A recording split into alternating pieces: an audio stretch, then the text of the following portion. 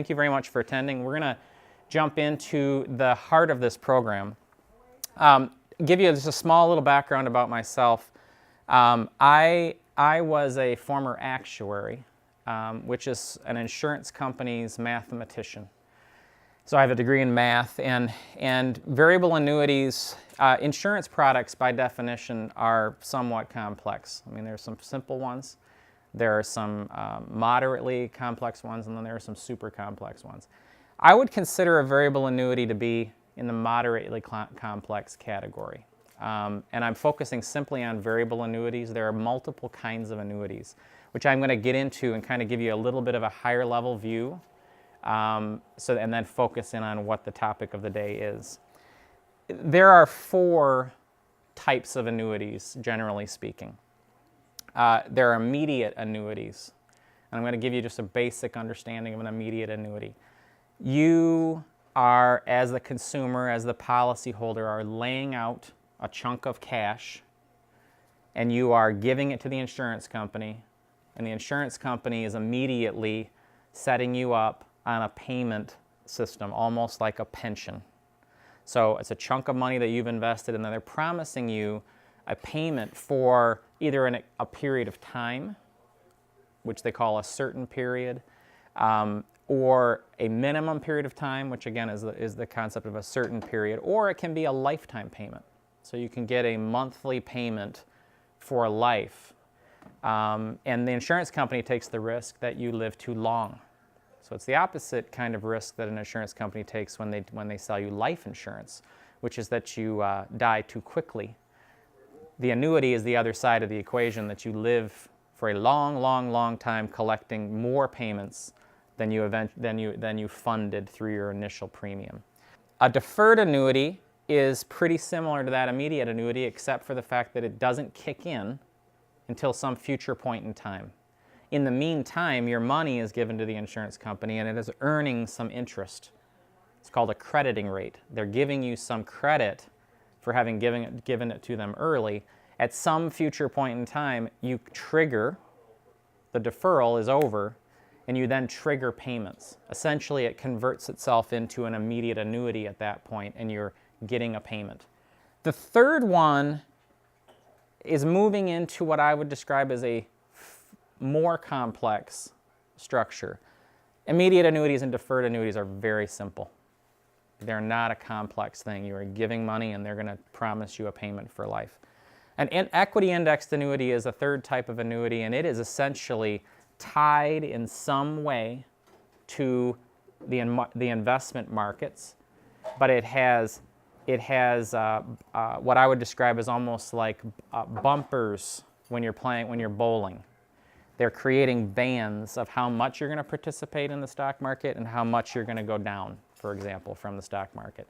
So it's creating a very structured participation in the stock market. And when I say complex, I guess I'm saying not transparent. If you read an equity indexed annuity prospectus, that is the document that tells you how these products work. The policyholder form is a prospectus, and if you read that, you will see that it is highly complex. There are multiple terms that you have to learn about how you're going to participate in the market return, and what kind of downside protection you're getting, and what the rights are for the insurance company to change the game as the years go on. So I would say that equity indexed annuities are some of the most opaque products out there that insurance companies sell, and I think that these are products that are typically sold, which means that the positive attributes are highlighted, the negative attributes tend to be buried.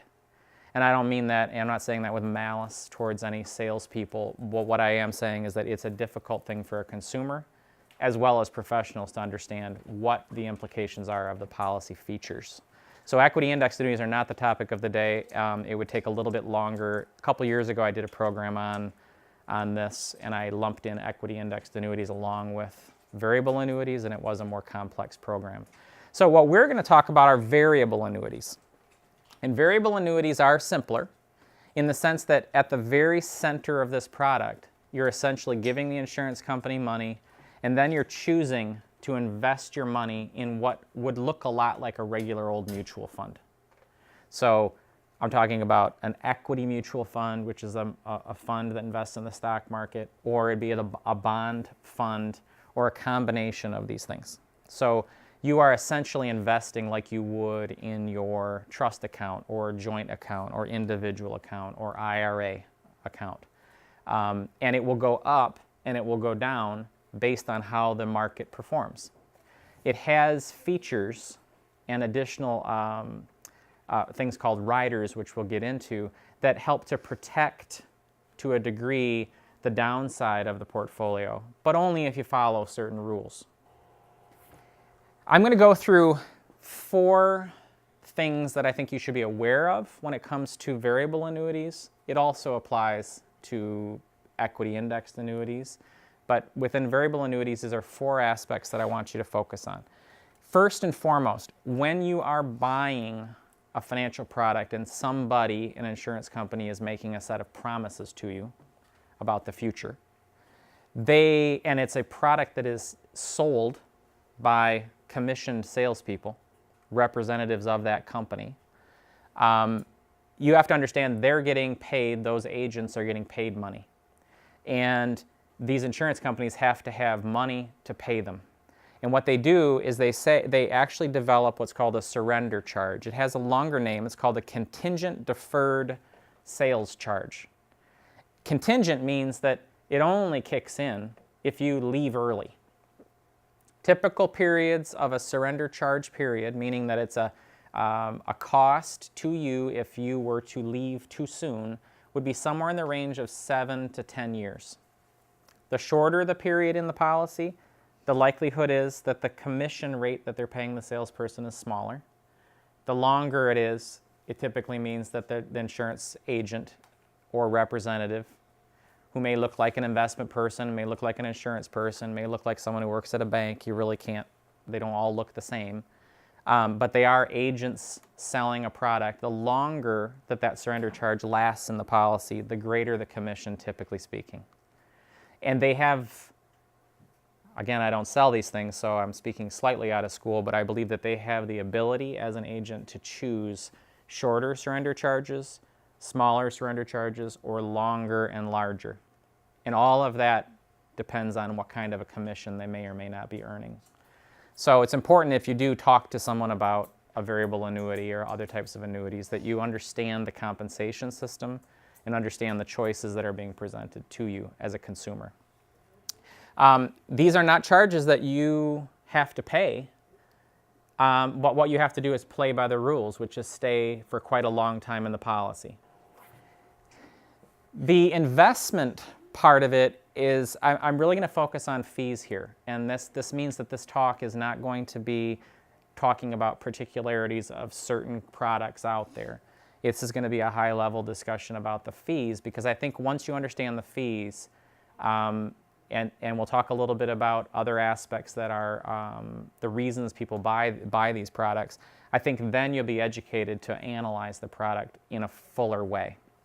And the investment fees are probably the easiest for you to understand because they're the most common. When you invest in a mutual fund, when you invest your money and you're hiring a manager to actually manage it, somebody's getting paid.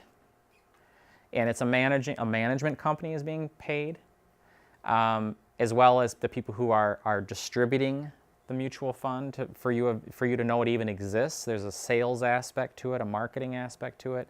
If you go on to a Fidelity or a Schwab or a bank, and you look at the mutual funds, you're going to be paying every day for the management services of the investment managers out there, but you're also going to be paying within that expense, you're paying for the marketing aspect of it too. The insurance companies, when you buy a variable annuity, you're going to be given a menu of available investment choices. That's inside that prospectus. And you're going to see all of those different mutual funds of different types. Stocks, aggressive, conservative, bonds, corporate bonds down to treasury bonds, and you're going to be given mixes and matches that you can put together. They're going to have in there the expenses listed out. And typically speaking, the average, and I'm using a rough number, is about 0.75% per year of underlying expenses. They do not call these mutual funds inside of a variable annuity. They call them sub-accounts.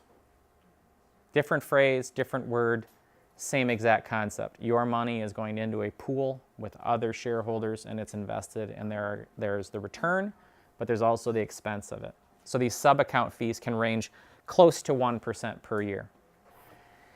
There's another cost within variable annuities that you should also be aware of, and it's not a small component. They have a funny phrase for it. It's called the mortality and expense risk charge. So it's an M&E charge. And this is pretty typically about 1.25% per year.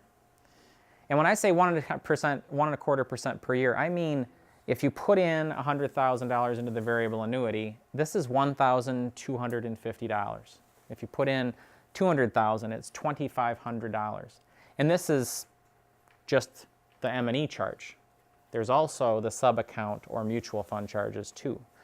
So, and the mortality aspect of this is there is an element of a death benefit if you invest in a variable annuity and the market were to go down. Remember, you're participating in that downside because you're investing it like you are in a normal mutual fund. If you were to die when your account is less than what you put in, then the insurance company will pay out at least what you put in. So there's an element of insurance in here for your beneficiaries, and they're charging for that. Nothing in the world of finance is free.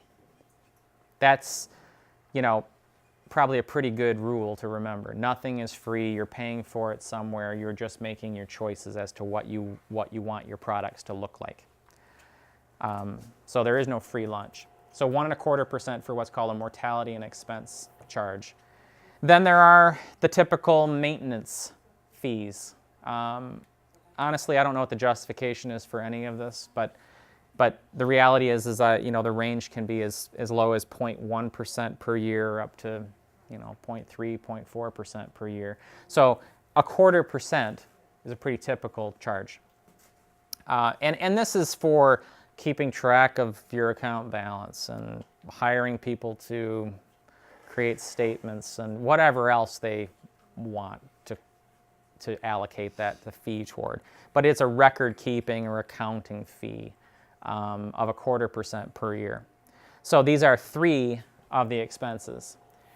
The last one I will talk about briefly. Well, I won't talk about it too briefly, but I want you to know so the basics of what I just described is all before you start adding on what I would describe are the actual insurance aspects of a variable annuity. Because remember, this is a product that insurance companies have created. Now they need to create a compelling reason for you to want to buy one. And because what I've described so far is simply investing your own money in the market and having it go up and down in a variable fashion depending on how the markets perform. Well, what do you need an insurance company for that? You don't. If you want to have protections in place and guarantees in place and the ability to, for example, one of the riders is called a guaranteed minimum income benefit.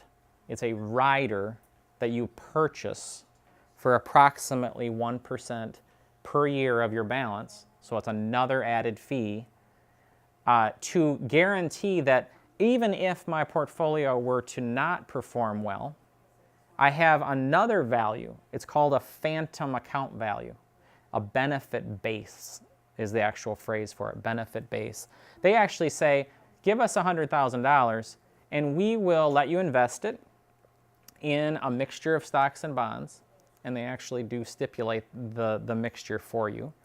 And we will also, you'll get what you're going to get. Your portfolio is going to go up and down depending on how the markets perform. But we want you to know we're going to keep track of a second value. If that number is bigger than what your actual investments turned into on their own, you're going to be able to get a guaranteed income stream off of that higher benefit base. So in a way, it's creating moments in time where you're locking in the value that this benefit base is growing into. But remember, you are going to be getting that payment for life. You can't just pull out the money. So you're essentially saying, I want to turn this into an immediate annuity. So you have less access to your money than you would, say, if you invested in an individual account or a joint account, or you invested just traditionally in stocks and bonds. In addition to that, there's a thing called a guaranteed minimum withdrawal benefit. These are all called living benefits, things that you can get access to while you're still alive and in the product. A guaranteed minimum withdrawal benefit is saying that you can pull out a certain percentage of your account balance, and even if that draw eventually depletes your actual account value, we'll keep giving you that payment for life, that percentage, again, off of the benefit base. So these are things that allow for a variable annuity to sort of lock in better value than what the underlying market was providing. These things all cost money, and in many, many ways, they're giving you back your own money. For most of the years of you drawing from this living benefit, you're mostly getting back your own money. It's only after the money you've been drawing has depleted your own value, your own investment return. That's the part where the insurance company is giving something that you didn't earn on your own. The total fees, and this is the big hang-up with variable annuities out there, is A, they're sold, B, they're sold on fear, oftentimes. They're sold to people that don't want to have downside risk in their portfolio but don't know any other way of behaving. They don't know what else they can do to avoid that. And the overall cost is somewhere in the range of 2 to 3% per year. Now, I can add them up for you. 0.75% from investment fees, 0.25% from just maintenance fees. That's 1% right there. 1.25 plus 0.25 is 1.5%. Another 0.75% on average just for the investment fees alone. We're up over 2.25% at this point. And we haven't even added in the riders, the things that are actually the selling process of downside protection and locking in some gain, and I'm going to be okay even if the market goes down. So we're talking about a pretty hefty annual fee of 2 to 3%. And in a world where interest rates are low, in a world where the stock market is very high, these are some pretty big expenses to overcome. And there are times, and I will now trumpet some positivity about variable annuities, there are times when you lock in these guarantees through these rider costs where the investment markets decline in a significant way. So you've ill-timed your investment, markets fall, the guarantees are in place, and then you play by the rules. You wait around long enough, you earn the benefit base or that phantom account value, you annuitize the product, meaning you get your monthly payments, you play by all the rules. There are times when market experience is negative enough that these variable annuities look golden. Most of the time, they don't. So I want you to know that it's a market-specific experience that really drives whether these are good or not good in some ways. And also the specific companies you're buying from and what the product specifications look like and who you're buying them from and what their incentives are. So, there are a lot of things for you to be aware of and to think about before you lay out your money in a variable annuity, because they can be a costly product to purchase. Now, I'm going to jump into a couple of things that I want to educate you on regarding taxes with variable annuities that I think every consumer should be aware of. All of this talk from now on out is going to be when you're purchasing a variable annuity with money that you've already been taxed on. So this is not money that you purchased within your IRA. This is money that you actually have already paid tax on. It's money that would be sitting in your normal bank, in your joint account, or it was sitting in an individual account that you were investing and you've decided to move into an annuity. So I can tell you right now that in a normal world, if you were to invest money into a joint account or an individual account or a trust account, which is a taxable account, if you have a gain, a capital gain, or if you get dividends from companies, they're called qualified dividends from actual corporations, the government says that if you are in the 12%, up to the 22% bracket, so below the 22% bracket, for a joint couple, a married couple, we're talking about almost $80,000 of taxable income.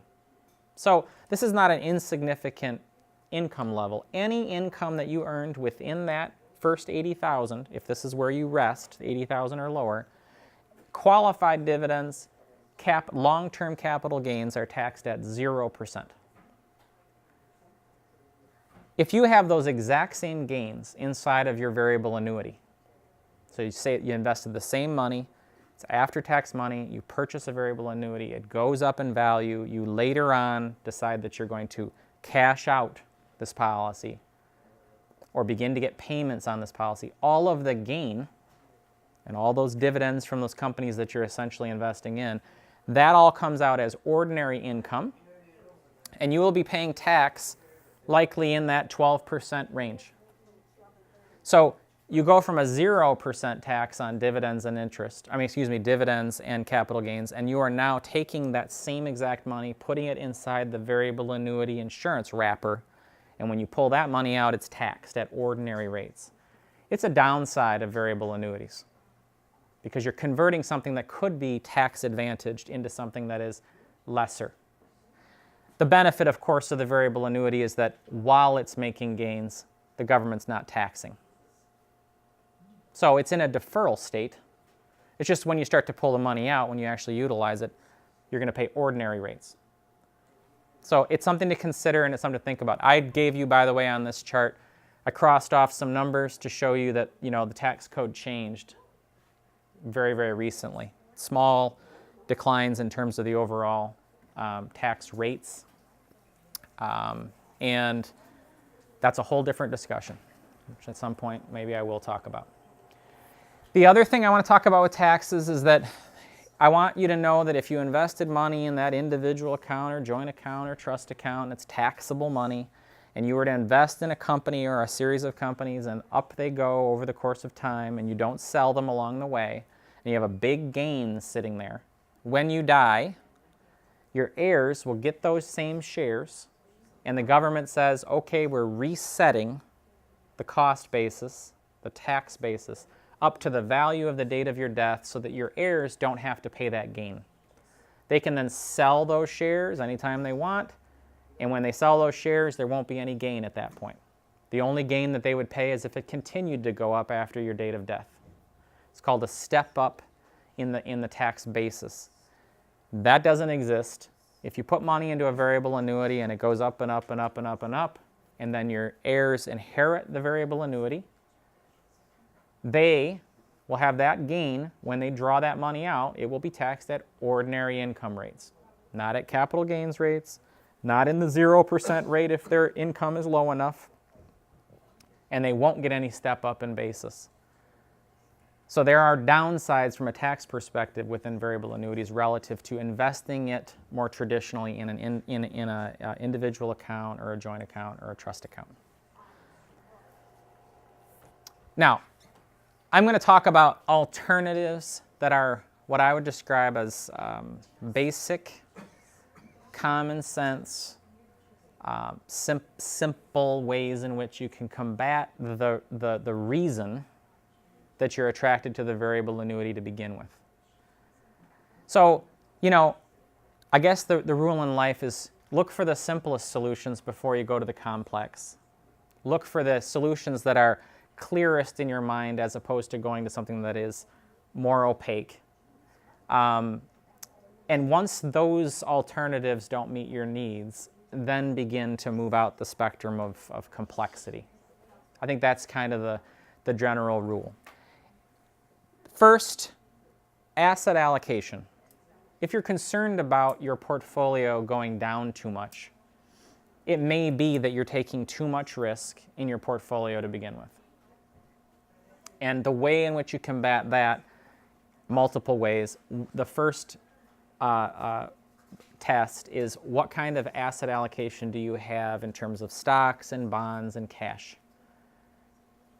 If you don't have that figured out, you don't move on to the solution of fear and worry about your portfolio by going to a variable annuity or an equity indexed annuity. You first and foremost understand what your asset allocation is.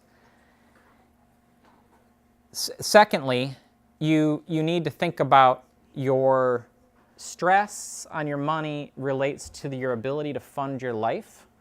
And your ability to fund your life, supposedly, let's say in retirement, is determined by the length of that retirement and how long your money is going to last. It's one of the things that annuities really try to sell, is that at some point you can draw money out of here and never run out because the insurance company is giving you that guarantee that you're going to get a payment for life, like your pension, if you're lucky enough to have one, or like Social Security, like we all have. Working longer is a solution for that. Shrinking your retirement horizon is a solution for that worry of running out of money, because the shorter the time frame, the less money you need to have to fund that shorter time frame.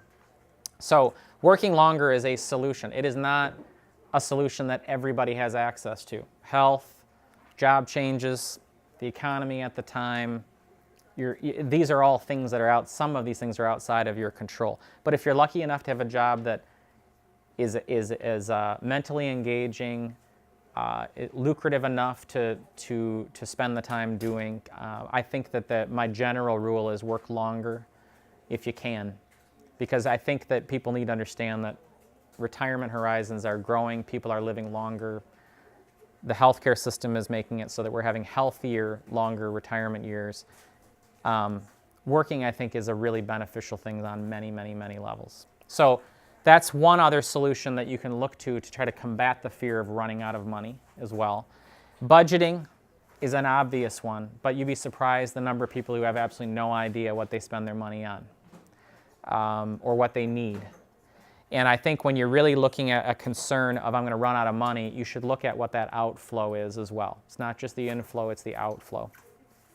And then lastly, this symbol here with the dollar sign and the magnifying glasses, I've been using it over and over and over, which represents fees and costs. I think you have to consider your investment costs in the equation. It's a way of increasing returns, is to try to lower your costs or have your costs within reason. This product, a variable annuity, in almost all circumstances is a very expensive product. It's a very expensive solution to a series of problems that I think you can solve in other ways. It doesn't mean that the variable annuity you may have is bad. It needs to be looked at specifically by someone who's trained to look at it. Or you need to understand these various things, these expenses, so that you can read it for the first time and really understand. But costs are another component of extending your retirement by increasing your returns by lowering the expenses that are happening every day. So with that, we're going to move into Q&A, but I first want to thank the Senior Center for allowing this to happen, for the patrons of the Senior Center and beyond, Tattle for being such a great partner and allowing us to have such great technology and broadcast these programs far and wide.